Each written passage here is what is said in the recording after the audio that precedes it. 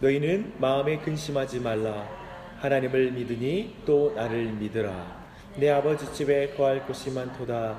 그렇지 않으면 너희에게 일렀으리라. 내가 너희를 위하여 거처를 예비하러 가노니 가서 너희를 위하여 거처를 예비하면 내가 다시 와서 너희를 내게로 영접하여 나 있는 곳에 너희도 있게 하리라. 내가 어디로 가든지 그 길을 너희가 아느니라. 도마가 이르되 주여, 주께서 어디로 가시는지 우리가 알지 못하거늘 그 길을 어찌 알겠사옵나이까. 예수께서 이르시되 내가 곧 길이요 진리요 생명이니 나로 말미암자고는 아버지께로 올 자가 없느니라. 너희가 나를 알았더라면 내 아버지도 알았으리로다. 이제부터는 너희가 그를 알았고 또 보았느니라. 빌립이 이르되 주여, 아버지를 우리에게 보여주옵소서. 그리하면 족하겠나이다. 예수께서 이르시되 빌립아, 내가 이렇게 오래 너희와 함께 있으되 내가 나를 알지 못하느냐? 나를 본 자는 아버지를 보았거늘 어찌하여 아버지를 보이라 하느냐? 내가 아버지 안에 거하고 아버지는 내 안에 계신 것을 내가 믿지 아니하느냐? 내가 너희에게 스스로 하는 것이 아니라 아버지께서 내 안에 계셔서 그의 일을 하시는 것이라. 내가 아버지 안에 거하고 아버지께서 내 안에 계심을 믿으라. 그렇지 못하겠거든 행하는 그 일로 말미암아 나를 믿으라.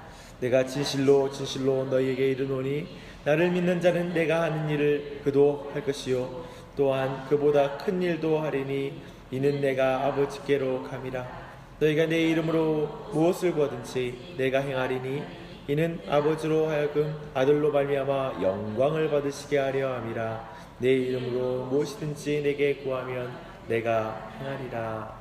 아멘. 아멘. 우리는 12장 베다니 만찬에서 예수님의 장례를 준비하는 나사로, 마르다 그리고 마리아 남매를 보는 것은 굉장히 큰 은혜였습니다. 아무도 마리아의 행동을 이해하지 못하고 그를 힐난하는 것을 볼 때에 예수님만큼은 그 여인의 마음을 알았고 그리고 그 마음 알아준 것만으로도 그 여인은 크게 위로를 받았을 것입니다.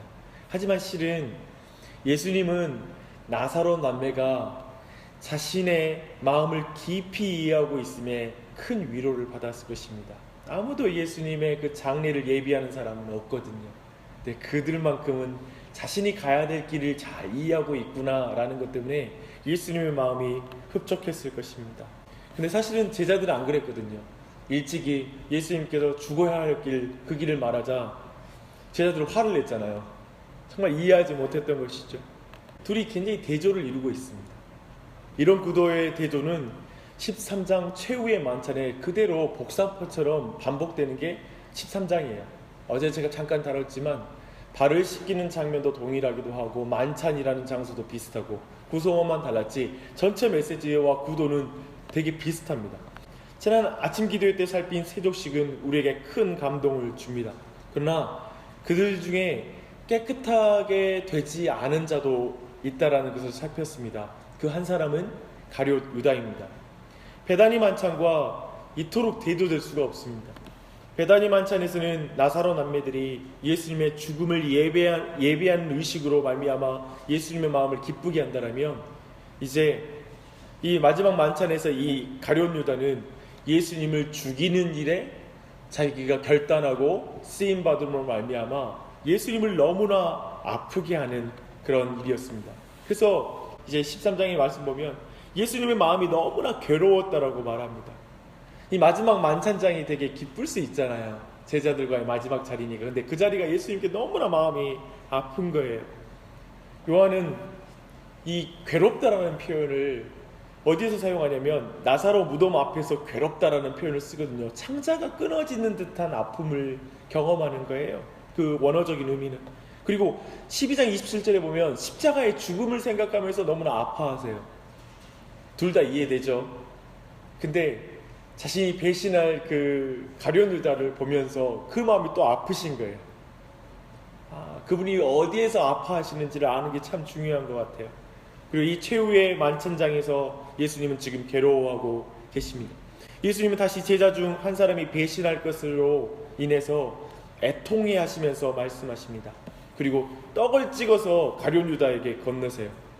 뭐 이것을 미운 놈 떡 하나 더 준다 라는 말의 성취가 아니라 참으로 그에게 회개의 기회를 주시기도 하는 것이죠.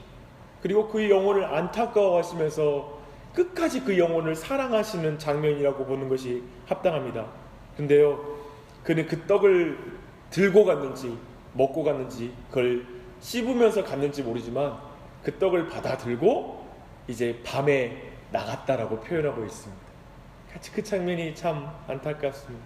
사랑하는 여러분, 어떤 사람은 가룟 유다는 예수님을 팔도록 예비된 사람 아니냐, 가룟 유다는 어쩌면 불쌍하다, 가룟 유다가 무슨 잘못이냐 이렇게 말하는 사람들도 있습니다. 그러나 꼭 기억할 것은 예수님은 그 가룟 유다로 인해서 너무 아파하신다는 거예요. 예수님 너무 고통스러워 하신다는 거예요. 이 아픔은 아마도 오늘날에도 벌어지는 것 같습니다. 주일날에 예배에 나올 때 회개할 마음 없이 주님의 말씀을 듣는 것이 아니라 실은 사단의 말을 듣고 자신의 인생을 결정하는 사람들, 정말 말씀 앞에 돌이킬 마음이 없는 사람들, 말씀을 따르지 않는 사람들, 자기의 생각과 가치관대로 살기로 결정하면서 그저 교회에 나오지만 정작 거기에서 참 제자와 참 예배자와 그리고 참된 봉사자가 되지 못하는 이 가룟 유다, 그걸 볼 때 하나님의 마음은 너무 아프다라는 거예요. 이걸 이해하는 게 중요해요. 좀 이 감정, 하나님의 이 애통하는 마음을 우리가 이해하는 게 아마도 우리에게 교회에서 참으로 영혼들을 대하고 섬길 때 이 애통하는 마음이 있다는 게 중요하리라 생각합니다. 이 애통함을 구하십시오. 예수님은 이 가룟 유다 때문에도 이렇게 애통해 하시지만 사실은 또 한 가지는 제자들의 무지 때문에도 괴로워하세요. 왜냐하면 제자들 중에 누구도 예수님의 죽음을 이해하지 못하거든요. 분명히 그 전에 많이 들었거든요. 그런데 제자들은 아직도 이해를 못해요. 그걸 예비하지 않아요. 아무도 상상하지도 않아요. 예수님의 고통을 철저히 이해하지 못하는 상태로 여전히 남아있는 것입니다. 사실 이제부터 마지막 붙잡히시고 그리고 그날 밤 내내 요한이 계속해서 맞추고 있는 건 제자들이 이 예수님을 도저히 이해하지 못하고 있다 라는 것에 계속 초점을 맞추고 있습니다. 예수님을 철저하게 외롭게 두는 거예요. 그리고 그분의 고통을 아무도 이해하지 못하게 그저 그 고통을 홀로 짊어지시는 예수님의 모습이 요한복음은 극단적으로 드러나고 있어요. 요한은 철저하게 제자들의 실패를 계속해서 보여줘요. 그 내용이 사실은 쭉 어제 세족식 이후에 쭉 나오는 장면입니다. 방금 살핀 것처럼 가룟 유다는 빛이신 예수님의 말씀을 듣지 않고 예수님의 주신 떡을 받아들고 어둠으로 갔다고 13장 30절에서 말하고 있고요.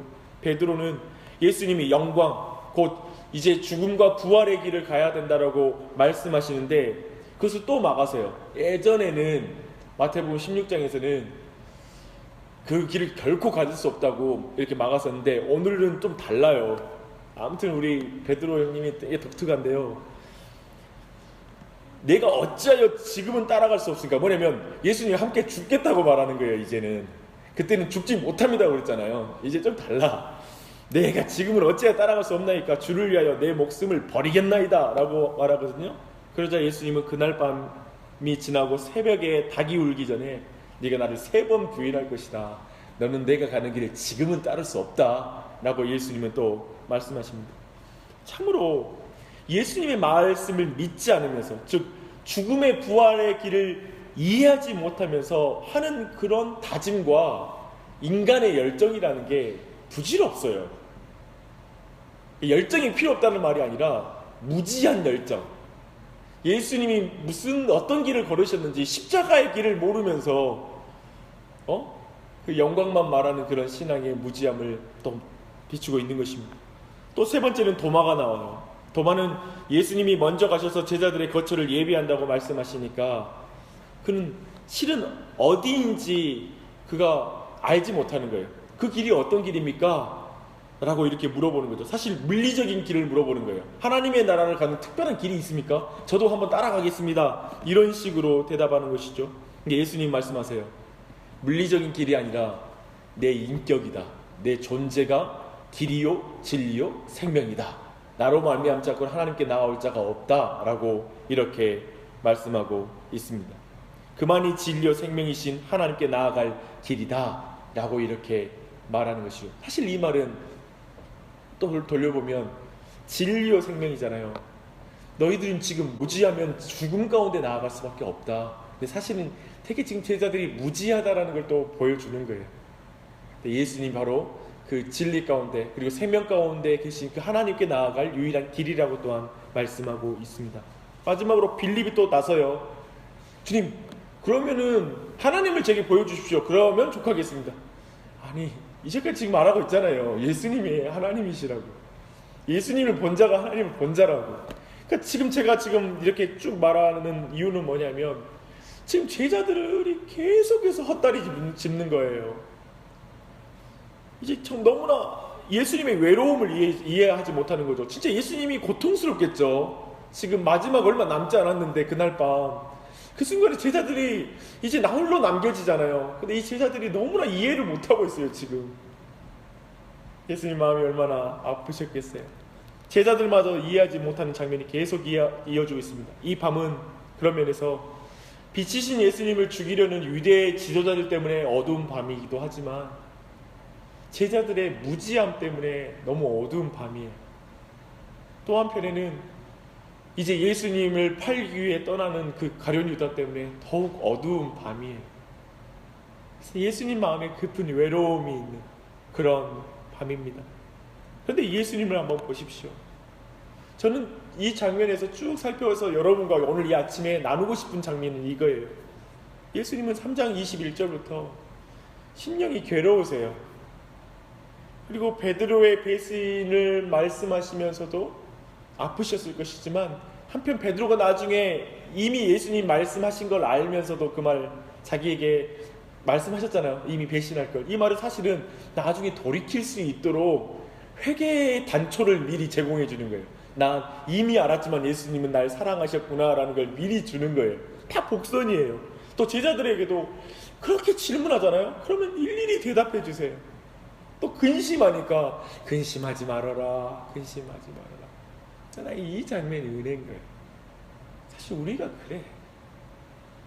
잘 생각해봐요. 무지해가지고 막 내가 주님을 위해서 죽겠다고 예전에 말했다. 근데 그날 몇 번 배신했다. 오래도 못 갔다. 근데 말씀하시는 거예요. 또 무지해가지고 뭐 예수님 십자가의 길 이런 거 생각 않고 아무튼 늘 예수님께 질문해. 왜 이래요? 왜 이래요? 이거 보여주세요. 보여주면 내가 열심히 할게요. 이런 일을 해주면 내가 하나님 잘 믿을게요. 막 이래. 이미 내가 다 보여줬다. 설명하세요. 근데 우리 신앙이 그랬다는 거예요. 내 말은. 우리 신앙이. 우리 인생이 그렇다고요. 이제까지 그렇게 왔어요. 그저 오늘 이 장면은 그 모든 걸 보여주고 있어요. 그분의 사랑을 느낄 수 있는 것이죠.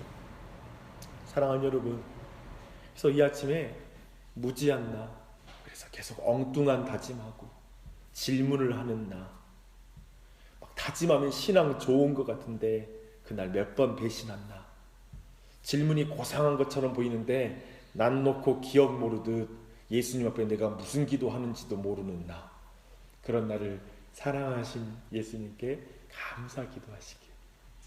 그런 나를 지금까지 인도하시니 감사합니다. 끝까지 인도하실 것에 감사합니다. 그런 기도를 주님 앞에 드렸으면 좋겠어요. 주님이 얼마나 기뻐하시겠습니까?